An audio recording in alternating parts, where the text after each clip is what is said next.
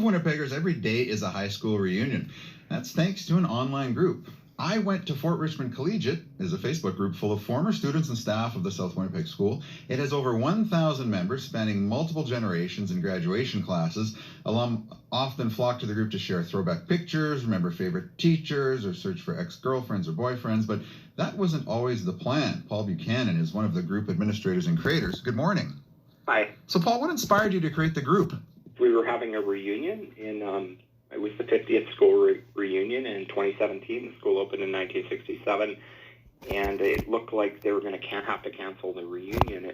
Nobody was signing up, or we hadn't booked a venue. I wasn't really even involved, and went to a meeting at the school and saw the vice principal was there. Possibly the principal walked in. A few teachers that actually had gone to Fort Richmond Collegiate were there, and then kind of the organizing committee that were fielding these questions about, so are you wasting our time, or what's going on? And so we started using social media to promote the 50th reunion. And how did that work out? Did you get a lot of people going?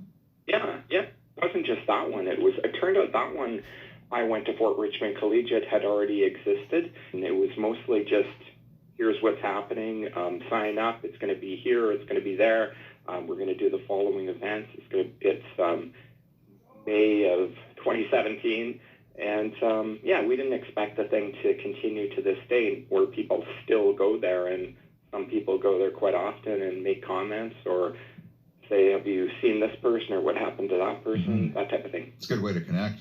A large part of the group is the historic component. Can you give me a little brief synopsis about the school's history? This was really a mishmash of kids, because you had a bunch of kind of outskirts kind of country, I wouldn't say farmers, but sugar beet families, and kids that were not necessarily university students, university professors' kids.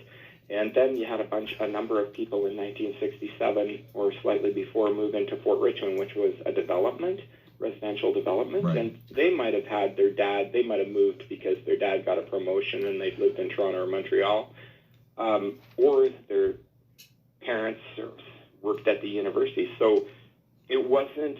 It's a real mixture, wasn't it? Yeah, it wasn't like the community just started. It wasn't exactly an easy transition, and for somehow or other they maintained their history, and people want to talk about it. And it's a complete surprise to me that they want to talk about it, but they want to know, well, who lived here before, and what schools were here before, and here's where I lived, and here's what my parents did, and we moved in here in 1966 or something, and they get emotional.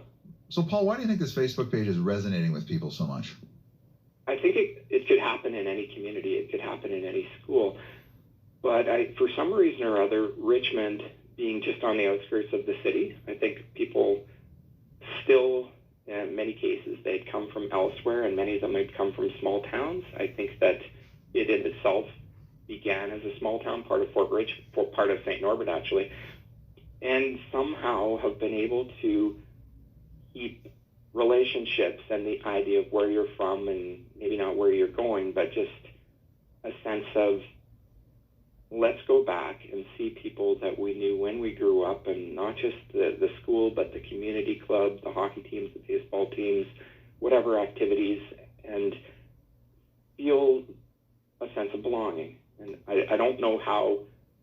I know it's easy to do out in the country where you're from a small community, but it's not always easy in the city, especially in the middle of a development where it's transitioned so many times over the decades. In this case, we're hanging on to it, and people want to visit and talk to others. Paul, let me ask you, there's a wide variety of stories on the page, and probably led to some reunions, I'm sure, as a page like this would. Can you tell us about a moment in the group that stayed with you? Well, it's really recent, but I decided when I found out that people still were visiting the site, it was mostly because Mark Morelli, who's a teacher at Lockport, said to me a couple weeks ago, let's get the class of 82 together at Nicolino's again for the second year in a row on the patio in the evening. Can you put a blurb out on the Facebook page or the group? And I said, sure. Next thing I know, everybody's talking about the photos that we posted and saying, can we go? Like, we're not from your grade, but can we attend too? And then after the fact, it's been going on for 2-3 weeks now, and people are still talking about it. It's why?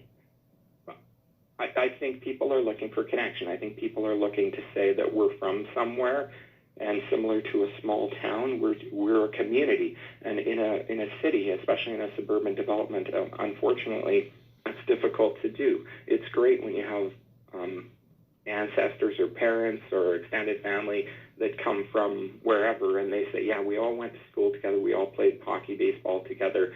The school and the community are intertwined, they're one and the same. It's like, it's a great feeling. It gives you a sense of purpose, of something worthwhile. And nostalgia and a throwback to, good or bad with high school, people want to revisit it.